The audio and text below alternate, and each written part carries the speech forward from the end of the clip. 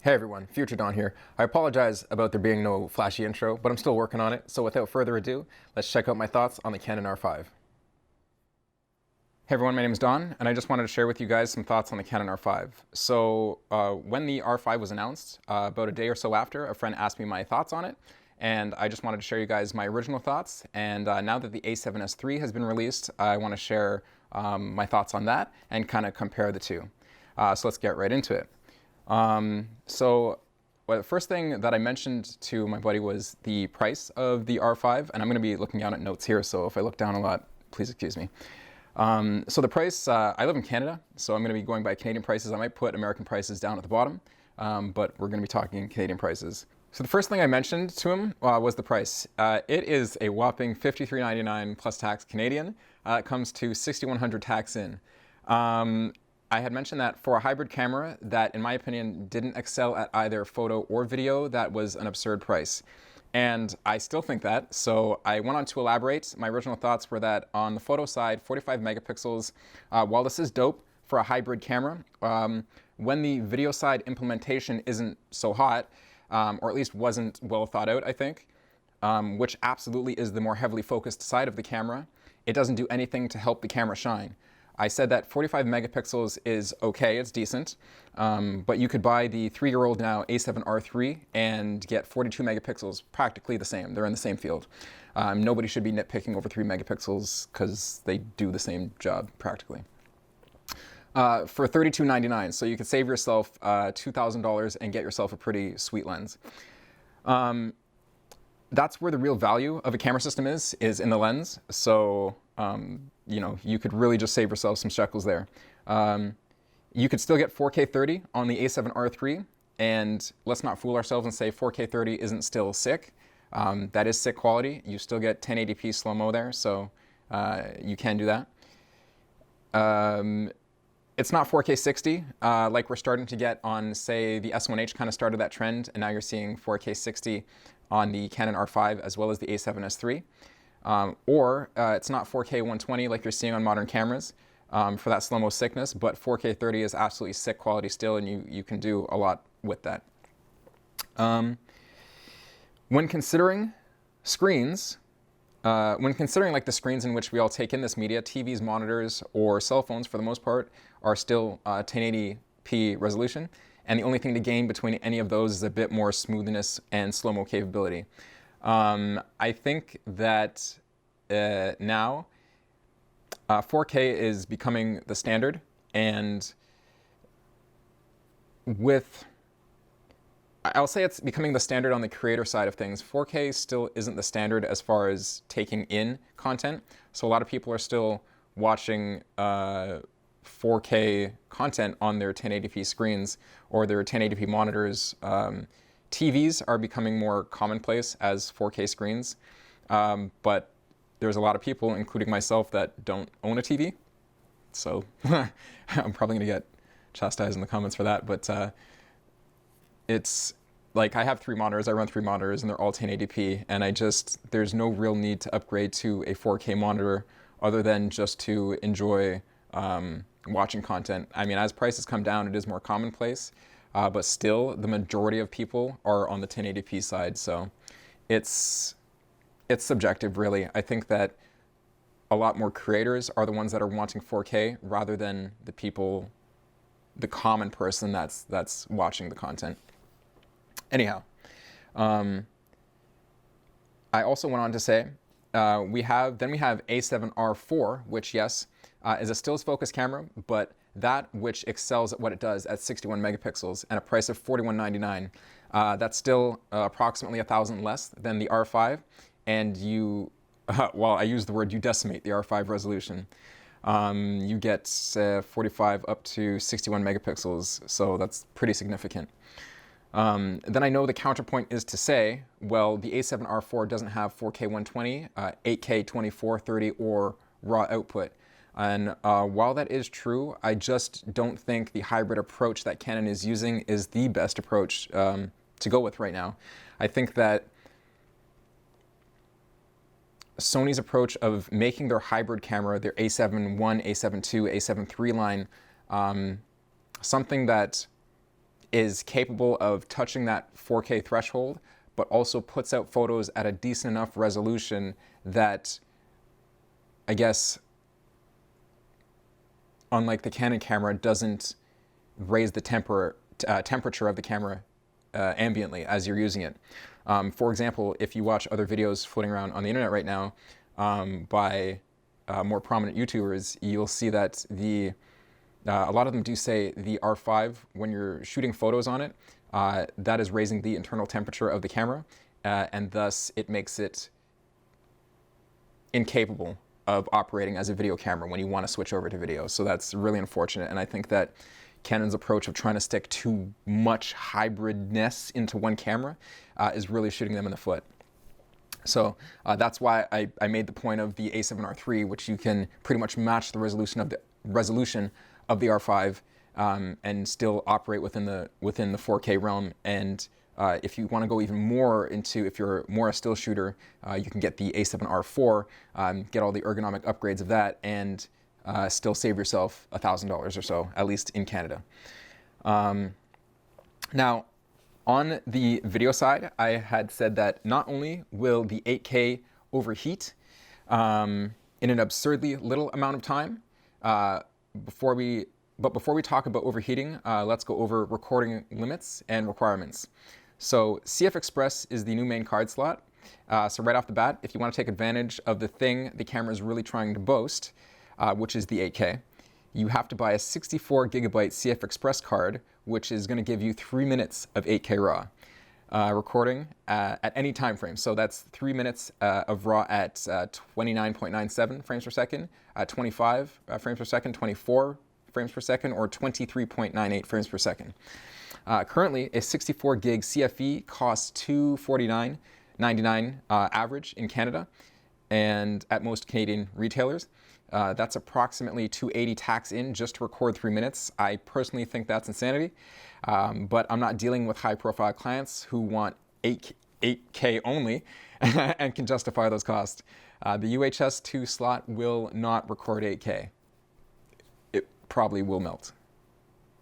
So, current thoughts on that is that I still think that with the high cost of CF Express Type B cards, I think that the ability to shoot 8K is really off-put by the fact that you only get 3 minutes and then you have to wait. I'll put the graphic on screen for you guys to see. Canon themselves released a graphic that showed you the amount of time that you could record within the different frame rates, etc., and different resolutions, and how long you would have to wait for the camera to cool down, and then subsequently how long you're going to get afterwards a recouped recording time. It's not pretty, so I'll put that on screen for you guys to take a look at, and I still share those same thoughts that the costs are just too high to justify the video implementation that Canon went with. So Canon themselves, as fact on spec sheets, state the R5 will record at approximate room temperature of 23 degrees Celsius, 73.4 degrees Fahrenheit, that 8K RAW, high efficiency video codec for 20 minutes before it overheats. Keep memory card costs in mind through all of this. Next, you can record up to 13 minutes on a 256 gigabyte CFE Express Type B card, an average cost of $650 Canadian, $734 tax in right now.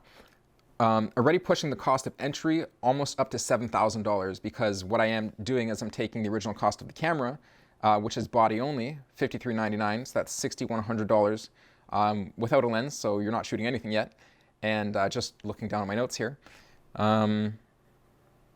if you want to record just over 10 minutes, 13 minutes of 8K RAW footage, you are going to have to spend another $650 just on a memory card, plus the tax. Like I said, you're almost up to $7,000. And I said, let's be real, people aren't going to get by on projects that require 8K using $280 cards that fill up 3 minutes at a time. That's just really inefficient. You would have to have multiple cards, and what's the point? As soon as you buy 3 cards, you're already at that cost of a 256 gigabyte CFE Express Type B card. So the better option is to just buy the bigger cards, which 2 of them cost you $1,500. That's insanity. And the fact that the R5 doesn't have redundant recording. As soon as you pop open the bay door, it stops recording. The A7S III has redundant recording, so you can record to, I believe, both memory card slots at the same time, and you can record to an external recorder. You can also, as well, I forget what terminology they used is, again, I will put it on screen, but what they said is you have the ability to record to, say, slot 1, pop slot 2 out because it's full, pop a new empty card into slot 2, and continue recording. So once card 1 fills up, the camera is going to know to switch to the empty card, which you inserted. And this effectively gives you limitless recording, and the fact that there is no recording limits on the A7S III, it absolutely trumps Canon's implementation of, you know, $280 to get 3 minutes at a time, or, and now I'm talking tax and prices, or $700+ to get 13 minutes at a time, but you're going to have to deal with 10 to 20 minutes of waiting in between the times when the camera overheats. That is unfortunate. Now, if video is one's focus with the R5, you will probably want a second card for literally any paid project, and probably even so, if it's personal stuff or overall, at any time you're not near a computer or laptop to dump the footage off. Onto your, what's going to cost a $100 Express CFE card. That's the average cost of most single slot readers right now. And that's going to be another 64 gig card at $250 plus tax, a 128 gig card at $300 plus tax, or a 256 one at $600 to $650 plus tax. On top of that, you're going to have a pretty awesome computer build because, and I'm talking like a $3,000+ computer build in Canadian shekels, because I don't see many people not making proxy files for 8K footage. I would say that I have a pretty beast computer, 64 gigs of RAM, a GTX 2070 on AMD 3950X, overclocked 4.0 gigahertz, and you know, right up to date Asus Hero motherboard. Everything's pretty current, and I would be very afraid to try and scrub through 8K footage on my timeline. I would proxy that down straight to 1080 or even 720p footage. I wouldn't even proxy it down to 4K because that's just insanity. So on the note of proxying files for 8K, I'm talking like individual customers, not production houses or whatever, furthering the cost of 8K and entry to even work on the files. Even if it's not about how sick one's computer is, what about hard drive space? My brain really hurts thinking about the cost of hard drive storage. Forget about like 4 to 8 terabyte drives, which are in the price range of 120 to 300 per drive. I'd be going for 8 to 16 terabyte drives, and those are 500 and up even still right now. Even if I only used the 4K 120 and 4K 60 and 4K HQ modes, which I believe is downsampled from 8 or 6K, you'll see it on the graph that I put up earlier. 4K already causes this issue where drives need to be pretty significant, and 3.5-inch hard drives aren't physically the smallest. So we're starting to talk about physical space inside either your tower, or if you have the money, you're going to start to want to build drive bays, or network assisted NAS bays or something like that. Build a Drobo or something like that, so you have 4 to 8 hard drives inside a case, outside the computer, and that'll definitely cost you a few grand to set up, hook up to either your network or your local system, even at the 4K level. And Canon R5 is trying to talk about 8K. Anyway, back on track to overheating. If any paid project is decided in 8K, it better be under 20 minutes. Otherwise, you're going to have a bad time on filming day. Once you hit the first overheating threshold, you must wait 10 minutes, not only to dissipate enough heat to record another 3 minutes. 3 minutes, that's a pretty big disappointment. This implementation, in my opinion, had zero foresight, and it was a big stubborn move by Canon, who decided against an active cooling fan or some sort of passive cooling like Sony had implemented. I was really excited to find out more about the Sony passive cooling system, but even on announcement day, they didn't seem to say much about it at all. I did watch one video of a reviewer who showed a top-down view, and in the top-down view you can see that the A7S III is quite significantly thicker than the A7 III, and that is probably to accommodate for the passive cooling. In the announcement video you can see, I believe it's in the announcement video, where you can see kind of a see-through view of the camera, and so you can kind of see how the passive cooling wraps around or is implemented into the camera. It's pretty robust, and I'd love to know more about it. I'd love to see some sort of blown out camera view where I can actually see inside it and learn more. So Sony, if anybody from Sony sees this, please. Anyways, so furthermore, once you hit that threshold, you have to wait 20 minutes only to recover a recording time of another 8 minutes. So I believe it goes like this. You record for 20 minutes in your 8K RAW. You wait 10 minutes to record another 3 minutes. Once you record that 3 minutes, you have to now wait 20 minutes to recover a recording time of 8 minutes. If I'm wrong, I will correct myself and put that on the bottom of the screen. I'm truly at a loss for words, though, where this could have been an amazing implementation of 8K that absolutely crushes the rest. Instead, it falls so short. 4K 60 is a bit better of a story. 4K 60 is a 35-minute max until it overheats, with a 30-minute recording time limit. That is across all modes. The camera, just like all previous camera, did not eliminate that half-hour recording limit, so you will have to reinitiate your recording every 30 minutes. So after you hit that 30-minute recording, you can press record again. It will record another 5 minutes, and once you hit this heat threshold at 4K 60, you have to wait now 10 minutes to be able to record another 10 minutes. Again, that's probably problematic for actually using the camera in real-world situations. Under those settings, 4K 30 will give you a max of 30 minutes until it overheats, with no report of how long you need to wait to use it again. Both modes were tested at 23 degrees Celsius according to Canon. Now, I believe that Sony's heat testing on their website is like half a degree lower. Not sure it really matters in the real world. I mean, you know, if you want to nitpick, sure, but I'm not sure it really matters, especially when they have the passive cooling. So, moving on, the one mode that is super interesting is the 4K HQ mode, or rather the 8K to 4K downsampling. If this mode operates anything like the 8K mode, RAW or high efficiency video codec, from a temperature standpoint, Canon literally shot themselves in the foot, and I'm howling. While 8K is awesome, I don't see many situations where their implementation would shine at all for a working videographer or cinematographer. And on the hobbyist side, I don't think many people understand the cost of entry and associated cost to even touch the 8K. And we're talking about hard drive space, we're talking about the processing power of your computer, right out to the point of delivery to your client. Without any active or passive cooling, it's also hard to see any positives, and just to think the camera is awesome because it can do something, I personally would rather see a system work well rather than just be capable of working, which I really think that's the approach that Sony took.